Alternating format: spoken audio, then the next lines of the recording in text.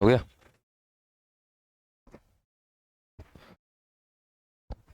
Hello दोस्तों, good evening. मेरा नाम मधुर देथा है और मैं आप सभी का केडी कैंपस जयपुर के ऑनलाइन प्लेटफॉर्म पे स्वागत करता हूं। तो अपन आज से आरएस वाला सेगमेंट है वो करेंगे स्टार्ट, ठीक है, ऑनलाइन में। तो आरएस के अंदर आपको पता है सबसे पहले अपन हिस्ट्री वाला है वो स्टार्ट करेंगे सेगमेंट। हिस्ट्री के अंदर आपको पता है 3 ब्रांचेज है हिस्ट्री की। सबसे पहले तो एंशियंट हिस्ट्री, ठीक है, प्राचीन भारत। फिर उसके बाद आता है मिडाइवल, मध्यकालीन भारत। और उसके बाद आ जाता है आपके मॉडर्न, आधुनिक भारत। तो इन तीनों के बारे में राजस्थान की पर्सपेक्टिव के अनुसार अपन इन तीनों को पढ़ेंगे, ठीक है। सबसे पहले एंशियंट को, फिर मिडाइवल को और देन मॉडर्न को।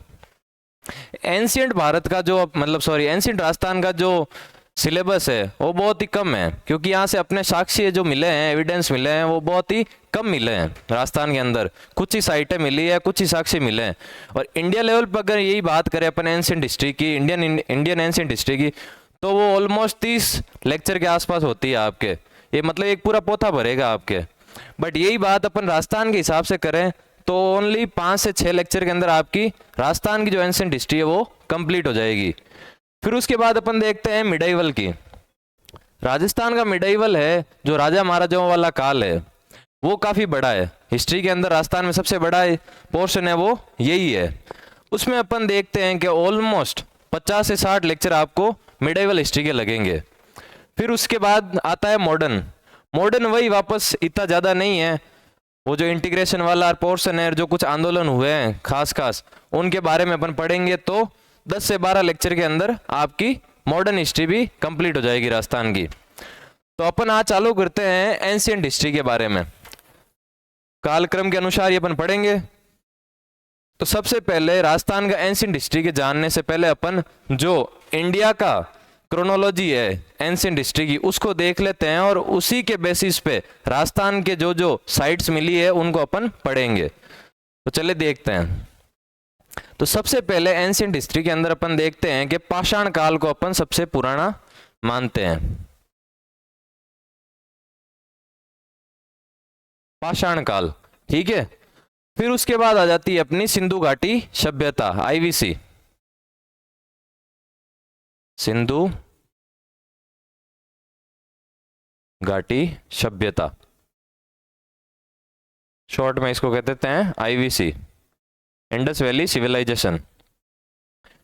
फिर उसके बाद आ जाता है पाषाण काल, सिंधु घाटी सभ्यता, और उसके बाद आ जाता है आपका वैदिक काल।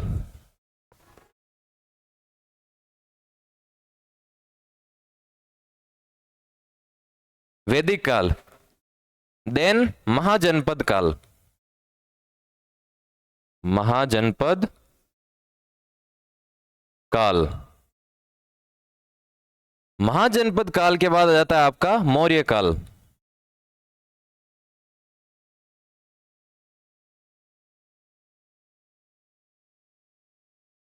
देन मौर्योत्तर काल,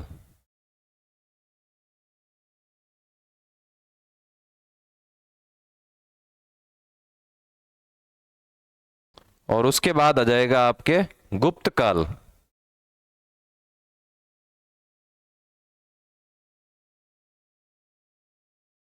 एंड लास्ट गुप्तोत्तर।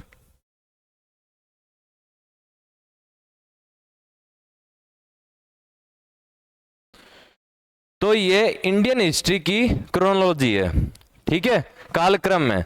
तो इस बेसिस पे अपन राजस्थान के बारे में पढ़ेंगे। इनके बारे में अपन थोड़ा सा बेसिक डिस्कशन कर लेते हैं ताकि आपको एक ज्ञान हो जाए कि क्या क्या चीज अपन पढ़ने वाले हैं। तो एंशियंट हिस्ट्री के अंदर ये एंशियंट का है, ठीक है ना। मिडाइवल इसके अंदर, इसके नीचे से मिडाइवल आपकी स्टार्ट हो जाएगी। गुप्तोत्तर काल जब एंड होगा, अपने पतन की ओर होगा, तब उसके बाद में मिडाइवल हिस्ट्री स्टार्ट हो जाएगी। और मिडाइवल हिस्ट्री जब खत्म होती है, जिसे औरंगजेब के अपन डेथ के बाद मानते हैं 1608 में, उसके बाद जो हिस्ट्री स्टार्ट होती है उसको अपन कह देते हैं मॉडर्न हिस्ट्री, ठीक है। उसमें अपन अंग्रेजों के बारे में पढ़ते हैं।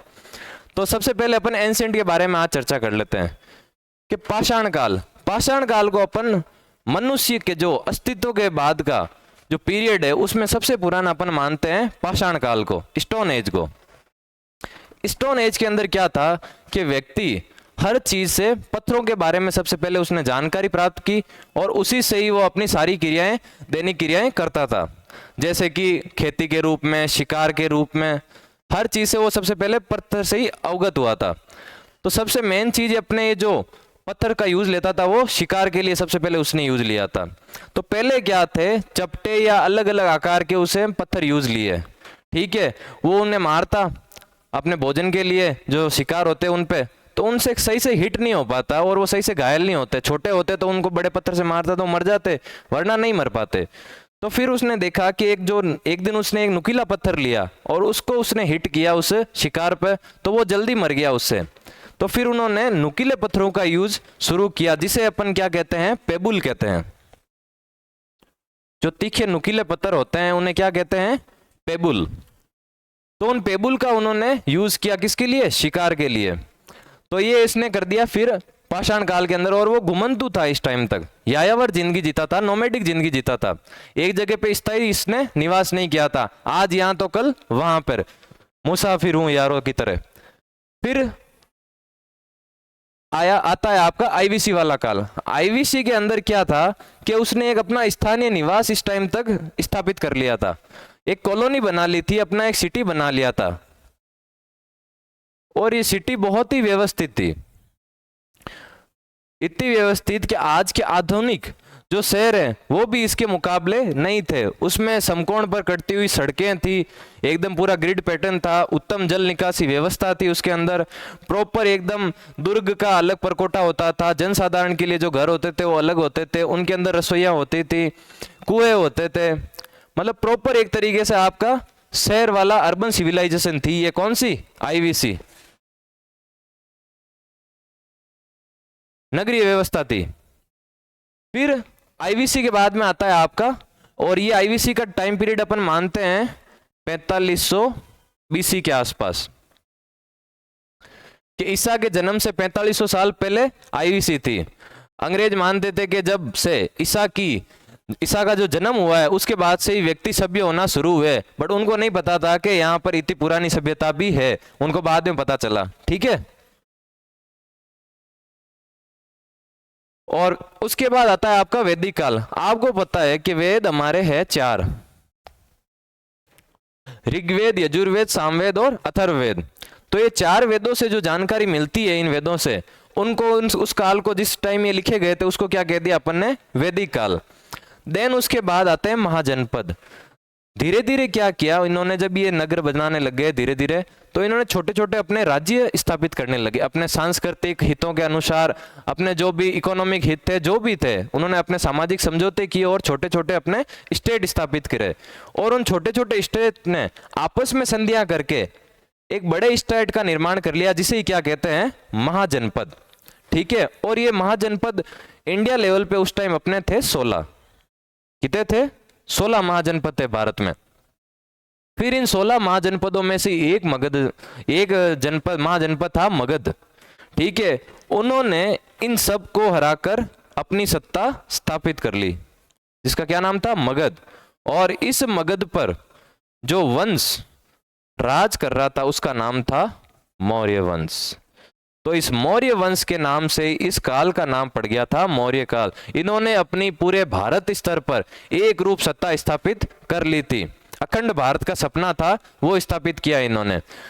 और उस जब मौर्य काल मतलब मौर्य वंश का पतन हुआ, तो भारत पुनः छोटे छोटे राज्यों के अंदर छोटे छोटे जब वंश थे वो वापस स्वाधीन हो गए, स्वतंत्र हो गए, और उन्होंने अपनी स्वतंत्र सत्ता स्थापित कर दी।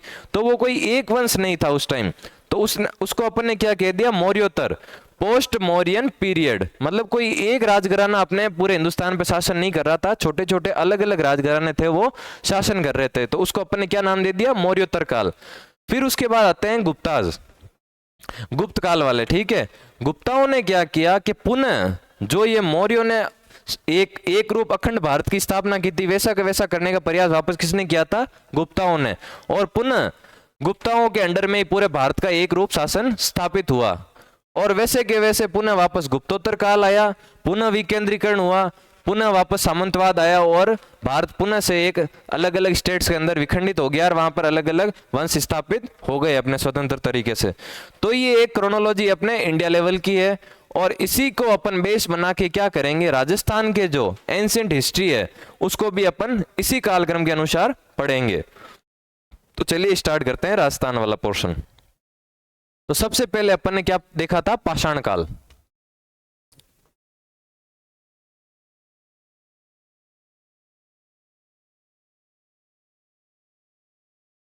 पाषाण काल, पाषाण काल का एक व्यक्ति था C.A. हैकेट नाम का, जिसने 1870 के अंदर जयपुर व इंद्रगढ़, जो कि कहां पर है, बूंदी के अंदर, वहां से उसको हस्तकुठार यानी हैंडेक्स प्राप्त हुई थी, जो कि किसकी थी, पत्थर की। तो वो अपने सबसे प्राचीन साक्षी माने जाते हैं, मतलब सबसे पहले खोजे गए ये साक्षी माने जाते हैं। 1870 के अंदर एक गोरा था जिसका नाम क्या था, C.A. हैकेट। इस C.A. हैकेट ने क्या किया, जयपुर तथा इंद्रगढ़, जो कि कहां पर है, बूंदी, वहां से हस्तकुठार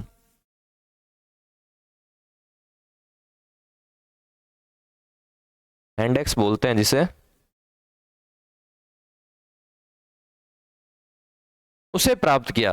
हस्तकुठार को कहां से, जयपुर और इंद्रगढ़ से। तो ये सबसे पहले अपने C.A. हैकेट था जिसने ये साक्ष्य प्राप्त किए।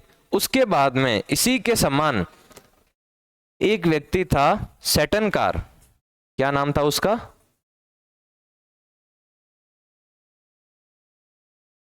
सेटनकार। उसने झालावाड़ से इसी प्रकार के साक्ष्य प्राप्त किए। और उसी तरीके का एक व्यक्ति और था बी ऑलचिन या बी आलचिन, जिसने कहां से प्राप्त किए थे, आपके जालौर। कहां से किए थे, जालौर से। तो ये एक अपना इंट्रो होता है राजस्थान के अनुसार पाषाण काल का, कि सबसे पहले तो 1870 के अंदर C.A. हैकेट नामक व्यक्ति ने जयपुर तथा इंद्रगढ़, जो कि बूंदी के अंदर है, वहां से हस्तकुठार प्राप्त किया या हस्तकुठार के साक्ष्य देखे थे। और उसके बाद शेटनकार ने अपने झालावाड़ जिले से इसी तरीके के हस्तकुठार प्राप्त किए, और बी ऑलची ने किस जिले से किए थे, जालौर से। तो ये अपना एक इंट्रो हो गया पाषाण काल का राजस्थान के अनुसार। फिर उसके बाद अपन देखते हैं कि राजस्थान में जो सबसे पहले मानवीय हलचल देखी जाती है या मानवीय दृष्टिकोण से जो साक्ष्य मिलते हैं, उसमें सबसे पुराना बनास तथा उसके आसपास की जो सहायक नदियां, उसके आसपास ये मानवीय हलचल सबसे पहले देखी गई थी। ठीक है, तो ये बनास वाला इलाका कौन सा होता है, मेनली मेवाड़ वाला। जो मेवाड़ वाला क्षेत्र है वो अपन कह सकते हैं कि राजस्थान में मानवीय दृष्टिकोण से सबसे पुराना स्थान है। कौन सा, मेवाड़ वाला। और एक फिर ये अपन देखा कि सबसे पहले जैसे बताया कि यायावर और ये घुमंतु टाइप के अपने मनुष्य घूमते थे, उनका कोई फिक्स स्थान नहीं होता था, तो आज यहाँ तो कल वहां पर थे। फिर उन्होंने क्या किया, एक अपना स्थायी निवास प्राप्त, मतलब स्थायी निवास अपना बनाया। और वो कहाँ पे बनाया था, नदियों के किनारे सबसे पहले। तो नदियों के किनारों में उन्होंने अपना स्थान प्राप्त किया, क्योंकि भोजन के बिना आदमी कुछ दिनों से रह सकता है, बट पानी के बिना नहीं रह सकता। तो पानी उसकी मेन आवश्यकता थी। तो अपन एक व्यक्ति था जिसका नाम था ड्यूलैंड, उसने कहा कि जो नदियां हैं वो सभ्यताओं का क्या है, पालना है। तो ये किसने कहा था, ड्यूलैंड ने कहा कि नदियां हैं वो सभ्यताओं का क्या है, पालना है। मतलब सभ्यताएं हैं वो नदियों के किनारे या उनके आसपास के क्षेत्र में ही पनपी है या विकसित हुई है। तो ये हो गई अपने बनास वाली। और इसके आसपास अपने को ये पत्थर के औजार भी मिलते हैं बनास के आसपास। कहां से, नाथद्वारा और कांकरोली से। इस तरीके के अपने को औजार मिलते हैं नाथद्वारा तथा कांकरोली।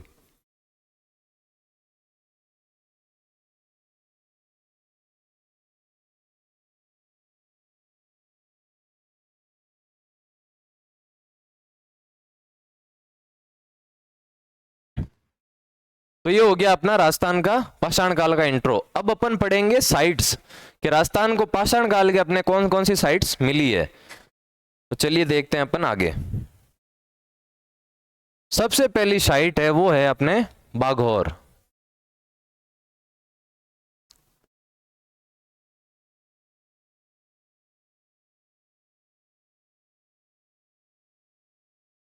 बाघौर साइट अपने सबसे पहले मिली है राजस्थान के अंदर पाषाण काल की। कौन से जिले के अंदर है? आपके भीलवाड़ा जिले के अंदर।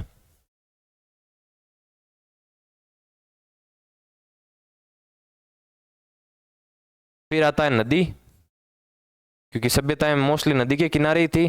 तो ये कौन से नदी के किनारे हैं? तो ये है आपके कोठारी। कोठारी नदी के किनारे हैं ये बाघौर वाला। और उसके बाद अपन देखते हैं उत्खनन करता।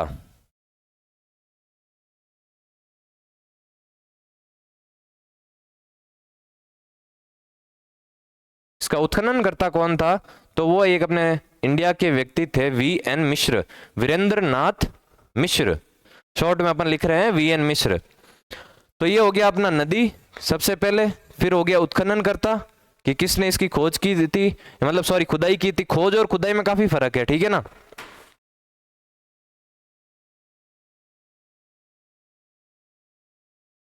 खोदना या उत्खनन करना अलग अलग चीज है। खोजना तो क्या है कि जिस व्यक्ति ने सबसे पहले उस चीज के बारे में बताया या सबसे पहले उस चीज को बारे में कहा, तो वो तो उसकी खोज हो गई। और खोदना मतलब जिसने गेंती पावड़े लेके उस चीज के बारे में खुदाई कर दी के और प्रूफ दे दिए खुदाई करके, तो उसे कह गए उत्खनन करता, ठीक है। तो खोज और खोद में अलग डिफरेंस होता है। फिर आपके आता है इससे यहां से कौन कौन से साक्ष्य मिले हैं। तो साक्ष्य के बारे में देख लेते हैं। तो सबसे पहले तो यहां से मिलते हैं लघु पाषाण उपकरण, जो माइक्रोलिथ होते हैं, छोटे पत्थर से बने हुए जो उपकरण थे वो यहां से मिले हैं।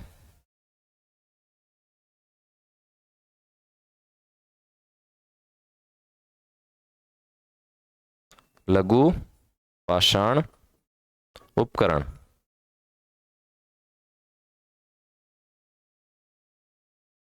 Then second कर्षि। कर्षि के साक्ष्य भी मिलते हैं यहां से। थर्ड वन इज पशुपालन। पुराने जमाने में कृषि और पशुपालन आधारित अर्थव्यवस्था होती थी, आज भी है गांवों में तो अपने। फिर उसके बाद एक सबसे मेन चीज जो इंपॉर्टेंट पॉइंट है वो है अपने कि यहां से तांबे की, आरएस के अंदर ये पूछा हुआ है, छेद वाली सुई। तांबे की छेद वाली सुई है वो यहां से मिली एक। इसका मतलब कि वो कपड़े बुनना भी जानते थे। छेद वाली इन द सेंस के उसके बीच में से धागा निकालते हैं, आज जो अपने वर्तमान रूप में सुई होती है उसी तरीके की तांबे की सुई इस टाइम अपने बागौर से प्राप्त हुई है। तो ये हो गया अपने बागौर साइट के बारे में। कहां पर है? सबसे पहले तो ये है भीलवाड़ा के अंदर। कौन सी नदी के किनारे? तो कोठारी नदी के किनारे पर स्थित है ये। इसका उत्खनन करता एक्सकेवेटर कौन था? तो वो हो गए अपने वी.एन. मिश्र, वीरेंद्रनाथ मिश्र। साक्ष्य कौन कौन से मिलते हैं? तो एक तो लघु पाषाण उपकरण मिलते हैं, एक कृषि और पशुपालन तो है ही है, और उसके बाद एक इंपॉर्टेंट पॉइंट है तांबे की छेद वाली सुई। फिर उसके बाद अपन सेकेंड देखते हैं पाषाण काल का कि सेकेंड साइट कौन सी मिली अपने को। तो वो है आपके तिलवाड़ा।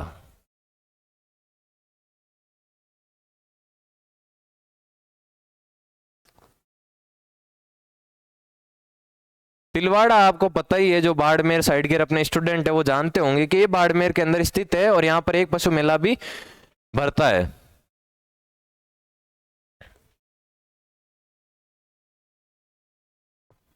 बाड़मेर, ठीक है। फिर आती है वही सेम चीज, कौन सी नदी के किनारे? तो बाड़मेर से अपने को राजस्थान जियो के अंदर अपन पढ़ते हैं कि ये लूणी नदी निकलती है बाड़मेर से, ठीक है। पचपदरा से उस लूणी नदी का अजमेर की पहाड़ियों से लेके पचपदरा तक तो होता है उसका मीठा पानी, और पचपदरा से आगे की साइड उसका हो जाता है खारा, इसलिए इसको कहते हैं अर्ध मीठी अर्ध खारी नदी, ठीक है। तो ये नदी हो गई लूणी। फिर उसके बाद आता है उत्खननकर्ता।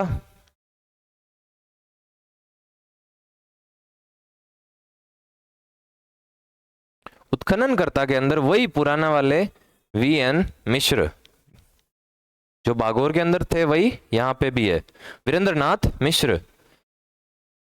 देन आ जाता है आपके साक्ष्य। साक्ष्य के अंदर अपन देखते हैं कि दो तो वही चीज हो गई, कृषि और पशुपालन तो है ही है।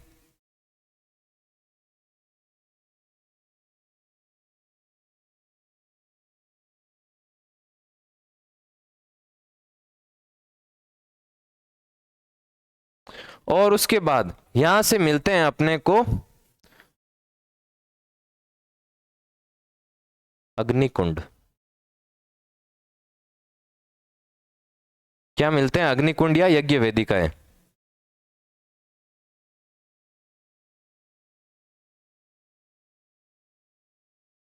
तो ये तीन साक्ष्य यहां से मिलते हैं।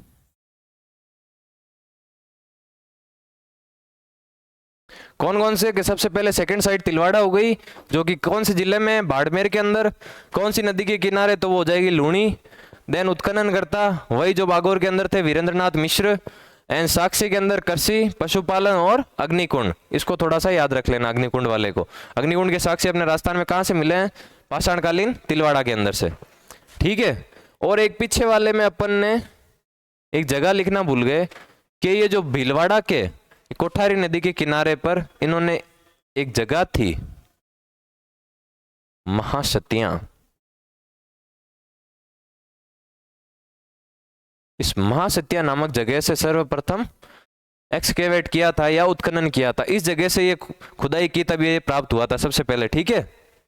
और ये एक तरीके से ये भी कह सकते हैं कि प्राचीनतम राजस्थान का पाषाणकालीन साइट है बागोर। फिर अपन देखते हैं कि इसके अलावा पाषाणकालीन और कौन कौन सी साइट्स है।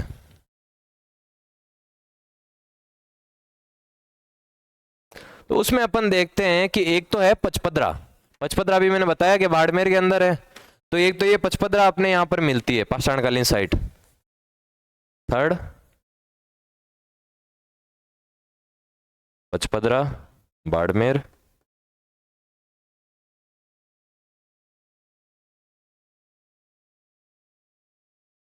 और फोर्थ है आपके जायल। फिफ्थ इज डीडवाना, जो कि कहां पर है? दोनों नागौर के अंदर। एंड देन सिक्स्थ इज बूढ़ा पुष्कर। पुष्कर कहां पर है? अजमेर के अंदर। और बूढ़ा पुष्कर भी अजमेर में ही होगा, वो कहां बाहर होगा। तो ये और अन्य साइट भी है। ठीक है, पाषाणकालीन। तो एक तो पचपदरा हो गया, जायल डीडवाना नागौर हो गया, बूढ़ा पुष्कर हो गया आपके अजमेर के अंदर। तो इसी के साथ पाषाणकालीन अपने यही साइट्स मिलती है राजस्थान के अंदर। फिर अपन देखते हैं कि आईवेसी से रिलेटेड, जो आईवेसी के आसपास के काल की अपने कौन सी राजस्थान के अंदर साइट मिलती है। तो उससे पहले अपन एक चीज देखते हैं, एक स्टोरी सुन लेते हैं कि अंग्रेजों को उसने जब यहाँ पर आए और अपने से पूछा कि तुम्हारा प्राचीनतम इतिहास क्या है, तो अपन ने बड़े छाती ठोके कहा कि ऋग्वेदिक काल, जो कि कितना पुराना है? 1500 BC। ऋग्वेद है अपना बिफोर क्रिस्ट, 1500 BC ऋग्वेदिक काल का ये टाइम पीरियड है। तो ये हमारा प्राचीनतम इतिहास का ग्रंथ है। बट एक व्यक्ति था यहां पर अपॉइंट किया हुआ, उसका नाम था डोकरे का अलेक्जेंडर कनिंगम। बूढ़ा व्यक्ति था, अंग्रेज अधिकारी था। उसने कहा, जब ये यहां पर आया और इसने भारत भ्रमण किया, तो वो कहता है कि ये भारत है, ये इतना मतलब इसका इतिहास यहां तक तो नहीं हो सकता। हो ना हो, ये जब ये जगह देखता, यहाँ अलग अलग स्थान देखता, वो कहता कि इससे भी पुराना इसके यहाँ पे साक्ष्य मिल सकते हैं, अगर अपन यहाँ पे उत्खनन करें, यहाँ पर खुदाई करें तो इसने क्या किया कि यहाँ पर अंग्रेज आने से पहले दो ही धर्मों के बारे में जानते थे। भारत में आने से पहले अंग्रेज एक तो ईसाई और एक मुस्लिम, इन दो धर्मों के बारे में इनका मानना था कि यही अपने मूल स्थान जहां पर ये थे, वहां से बाहर गए थे या बाहर उनका फैलना हुआ था इन धर्मों का। कौन से? ईसाई हो जो यूरोप में थे, इन्होंने कई जगह पे अपने उपनिवेश बनाए थे, तो इनका उधर हुआ था, क्या नाम है, प्रचार प्रसार हुआ था ईसाई धर्म का। और मुस्लिम भी, कई मुस्लिम स्टेट अपने एक जगह से निकल कर शुरू होकर पैगंबर से कई राज्यों में या कई देशों के अंदर ये फैले थे। और ये क्यों फैले? बट क्योंकि यहाँ के राजाओं ने आस पड़ोस के राज्यों को अपने अधिकृत किया और वहां के जनता का डरा धमका कर धर्मांतरण करवा दिया, ठीक है, तलवार की नोक पर। तो जब ये भारत के अंदर आया तो इनको अंग्रेजों को पता चला कि नए धर्मों के बारे में जानने को मिला, जिसमें से एक अपना था हिंदू धर्म। हिंदू धर्म के बारे में जब इन्होंने देखा, और हिंदू धर्म के जो पंथ हैं, जो उनसे मतलब रिलेटेड पंथ है, धर्म नहीं, कौन से? बौद्ध, जैन और सिख। अब ये धर्म इनको कहते हैं अपन, बाकी ये हिंदू धर्म के ही पंथ है। तो उनके बारे में इन्होंने जानकारी प्राप्त की, तो इनको पता चला कि और भी इस तरीके के धर्म हैं। तब इन्होंने देखा बौद्ध धर्म के बारे में, इन सब के बारे में जो इन्होंने जाना, तो बौद्ध धर्म के बारे में इनको पता चला कि ये भी भारत का धर्म है और आस पड़ोस के चीन, जापान, कंबोडिया, थाईलैंड, ताइवान, यहाँ सब में इनमें भी फैला हुआ है। तो इन्होंने पूछा यहाँ के स्थानीय लोगों से कि क्या इस धर्म को प्रचार प्रसार के लिए भी यहाँ के राजाओं ने तलवार के दम पे इन सब देशों में फैलाया है? उन्होंने कहा पागल हो गए हो क्या? हमारे बुद्ध का तो एक ही नारा था, अहिंसा परमो धर्मा। क्या था? अहिंसा परमो धर्मा, कि सबसे बड़ा धर्म कौन सा है? अहिंसा है। तो वो इस हिंसा की तो बात ही नहीं कर सकते। दूसरे लोगों ने क्या दिया है? लोगों को युद्ध दिया है, और हमने दूसरे देशों को क्या दिया है? बुद्ध दिया है। ये अपना नारा था। तब इसने क्या किया कि बुद्ध धर्म के बारे में जानकारी एकत्रित करनी शुरू की। तो इसको जब कुछ भी चीज मिलती अलेक्जेंडर कनिंघम को, तो ये इसको कह देता ये भी बौद्ध धर्म से, ये भी बौद्ध धर्म से, ये भी बौद्ध धर्म से। उसको कोई भी चीज मिले, कोई छोटी संदूक मिल गई खुदाई के दौरान, तो कह दिया बौद्ध धर्म से रिलेटेड है। तो फिर भी अपन इसको कहते हैं कि भारत के अंदर जो पुरातत्व का पिता है, पुरातत्व का पिता, जनक, फादर, माई बाप, जो भी कहो, वो कौन है? Alexander Cunningham.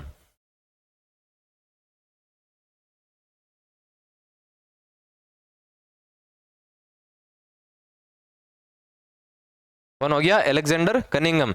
इसे भारतीय पुरातत्व का पिता कहा जाता है। फिर एक अपने इधर व्यक्ति आता है लॉर्ड कर्जन नामक, ठीक है, वायसराय बनकर। उसने क्या किया कि पुरातत्व विभाग का ही गठन कर दिया। जो लॉर्ड कर्जन, इंडियन हिस्ट्री के अंदर आप पढ़ोगे, उसने क्या किया, ये भी इन चीजों में रुचि रखता था, तो इसने क्या किया, पुरातत्व विभाग, एक आर्कियोलॉजी पूरा डिपार्टमेंट ही बना दिया।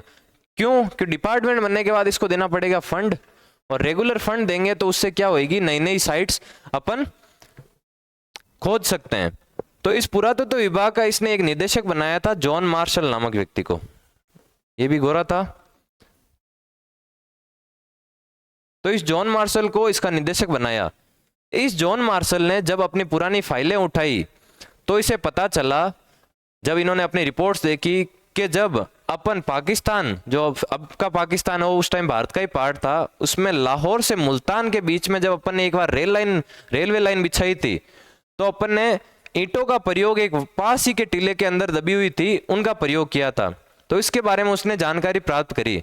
तो ये इसकी क्या किस्सा है कि जब लाहौर से मुल्तान के बीच में रेलवे लाइन बिछा रहे थे अंग्रेज, तब वहां पर दो व्यक्ति थे, जॉन ब्रेंटन, वहां इंजीनियर थे, जॉन ब्रेंटन और विलियम ब्रेंटन। जॉन ब्रेंटन और विलियम ब्रेंटन बंधु कहते हैं इनको। ये इंजीनियर थे वहां पे। तो उन्होंने स्थानीय लोगों से कहा कि हमें ईंटों की जरूरत है रेलवे लाइन के लिए, तो अपन किस तरीके से मैनेज करेंगे। तो वहां के लोगों ने कहा कि हमें जब जरूरत पड़ती है किसी चीज की, घर की, वर की, तो यहाँ पर एक पास में ही अपने गाँव में टीला है, वहां से अपन क्या करते हैं, उन ईंटों को थोड़ा सा धूल मिट्टी हटा के उन ईंटों का अपन प्रयोग कर लेते हैं हम। तो रेलवे लाइन में भी अपन यही कर लेंगे। उन्होंने कहा यार इतनी पुरानी मिट्टी के नीचे दबी हुई ईंटें होगी, भुरभुरी हो गई होगी, कच्ची ईंटें होगी, हमें चाहिए पक्की ईंटें, रेलवे लाइन बिछा रहे, कोई मजाक नहीं कर रहे हैं। तो वहां के स्थानीय लोग कहते हैं कि सर बुरा मत मानना, बट आपका अगर सर फोड़े ना तो सर ही फूटेगा, ईंटों को कुछ नहीं होगा, इतनी मजबूत ईंटें हैं वो। तो उसने कहा फिर मेरे को उस साइड पे लेके जाओ, ऐसी कैसी ईंटें हैं। तो वहां जाकर उसने जब वो मिट्टी हटाई, उस टीले को, धूल भरा जो मिट्टी था वहां हटाई, तो उसे क्या देखता है, यहाँ एक अधिकारी को भेजता है जॉन मार्शल, ये रिपोर्ट पढ़ने के बाद, जिसका नाम था दयाराम साहनी। ये भारतीय था अपना। उस टाइम उन्होंने तो पूरी ऐसे साइट से मतलब ईंटें वींटें निकाल ली। वो अगर शायद नहीं निकालते तो और अच्छे से अपने को पता चलती उस साइट के बारे में। बट एक ये दयाराम साहनी नामक व्यक्ति को इसमें यहाँ पर अपॉइंट करता है 1920-21 के आसपास।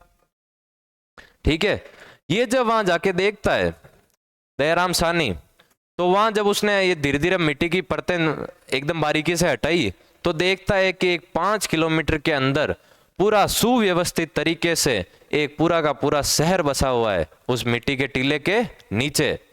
और उस मिट्टी के टीले के नीचे जब उसने पूरी अच्छे से खुदाई की, तो प्रॉपर तरीके से उसी उसी जिस तरीके से उन्होंने नीचे ये दबी थी मिट्टी के अंदर, उसी तरीके से वो आज भी वो सारी चीजें बसी हुई थी। तब उसने वो कहता है कि इसका नाम, जो स्थल था उसका नाम था हड़प्पा। जिस स्थल की खुदाई की थी उसका नाम क्या था, हड़प्पा।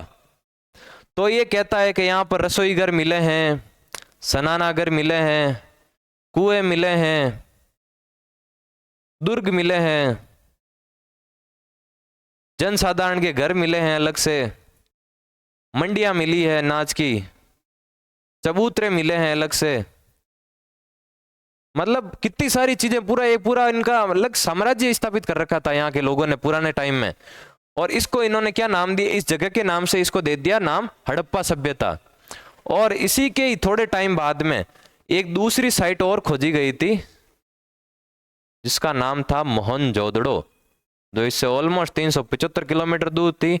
उन्होंने कहा हो सकता है शायद ये एक ही तरीके की हो, मतलब एक ही साइट हो भारत के अंदर। बट थोड़े टाइम बाद जब इस जगह पे खुदाई हुई, ये दोनों वर्तमान के अंदर पाकिस्तान के अंदर है, हड़प्पा और मोहनजोदड़ो। तो जब इन्होंने ये चीज खुदाई की तो पता चला कि मोहनजोदड़ो के अंदर की वैसा का वैसा एक सुंदर शहर और बसा हुआ था, और उस जगह का नाम था मोहनजोदड़ो, और इसी से इसका नाम पड़ गया मोहनजोदड़ो सभ्यता। और एक व्यक्ति था जिसका नाम था पिग्गट, उसने कहा कि ये एक राज्य की 2 जुड़वा राजधानियां हैं, कौन सी, हड़प्पा और मोहनजोदड़ो। तो उन्होंने कहा एक सुंदर राज्य की 2 जुड़वा राजधानियां हैं जिसका नाम हड़प्पा और मोहनजोदड़ो है, और उस व्यक्ति का नाम क्या था, पिग्गट।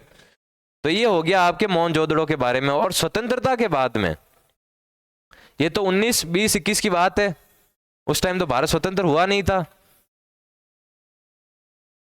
तो स्वतंत्र भारत के बाद में अपन देखते हैं कि ये साइट्स कहां चली गई थी, मोहनजोदड़ो और हड़प्पा पाकिस्तान के अंदर। तो वो अब कहते हैं कि अब अपनी एनसीईआरटी चेंज कर लो भाई, कि भारत के सबसे पुराने स्थल, मतलब ये भारत के अंदर नहीं मिले हैं, ये कहां पर है, सबसे प्राचीन सभ्यता के स्थल पाकिस्तान के अंदर है। तो भारत वालों ने कहा अरे गलत हो गया, ये तो ले गए साला हरामी। तो ये इधर की साइड अपन देखते हैं कि ये हिंदुस्तान का नक्शा इधर वाला ही बना लेते हैं, नॉर्थ वाला, ठीक है। तो इधर की साइड ये मोहनजोदड़ो और हड़प्पा सभ्यताएं मिली थी। तो अपने वाले जो उत्खनन करता थे, जो बुद्धिजीवी थे, उन्होंने कहा अगर यहाँ मिली है तो ऐसा तो है नहीं कि सिर्फ इधर इधर की साइड ही कोई चीजें होगी, ये बॉर्डर तो अपन ने तय किए हैं, उस टाइम थोड़ी ना बॉर्डर थे, तो हो नहीं हो इधर की साइड भी खुदाई करो, यहाँ पे भी मिलेंगी चीजें, ठीक है। तो इन्होंने क्या किया कि इधर की साइड वापस खुदाइयाँ स्टार्ट करी अलग अलग जगह पे। और भारत के अंदर जो उनको सबसे पहले एक पंजाब के अंदर स्थान मिला, वो मिला रोपड़। वो भी उसी प्रकार का जिस तरीके से मोहनजोदड़ो और हड़प्पा सभ्यता थी, उसी प्रकार का एक रोपड़ के अंदर अपने को भी स्थल मिल गया। तो उनसे उनको बूस्ट मिला कि नहीं नहीं, अपने अंदर अपने पास भी काफी जगह हो सकती है। फिर अपने राजस्थान के अंदर एक स्थान पे खुदाई करी जिसका नाम था कालीबंगा। वहां पे भी जिस टाइम की हड़प्पा और जी C14 कार्बन डेंटिंग पद्धति से पता किया कि जो हड़प्पा और मोहनजोदड़ो का कालीन ये सभ्यता है वो कहां पर है, अपनी राजस्थान के अंदर कालीबंगा के अंदर भी है। तो फिर अपन को पता चल गया कि भाई एनसीईआरटी तुम्हारी रखो, हमारे पास तो खुद के स्थल मिल गए। फिर उसके बाद तो इधर ये धोलावीरा गुजरात के अंदर और चनहुदड़ो और काफी सारी बनावली हरियाणा के अंदर और बहुत सारी साइट अपने अंदर भी इधर भी मिल गई थी। ठीक है, तो अपने राजस्थान वाली कौन सी पढ़नी है अपने को? सिंधु घाटी सभ्यता के कालीन की कालीबंगा। तो इस कालीबंगा की स्टोरी क्या है थोड़ी सी देख लेते हैं, इसका शाब्दिक अर्थ कि कालीबंगा ये मिली थी आपको हनुमानगढ़ गंगानगर के इधर काली से तो वही हो गया कलर यानी काला, और बंगा इस क्षेत्र में कहते हैं चूड़ियों को। ठीक है, तो काली चूड़ियां, इसका शाब्दिक अर्थ कालीबंगा का क्या होता है? काली चूड़ियां। तो ये साइट अपने इधर राजस्थान के अंदर भी मिल गई। फिर उसके बाद अपन आगे आहड़ सभ्यता के बारे में पढ़ेंगे, तो ये अपन इसके बारे में डिस्कशन करेंगे कल। तो आज के लिए अपन पढ़ेंगे इतना ही। Thank you so much, take care.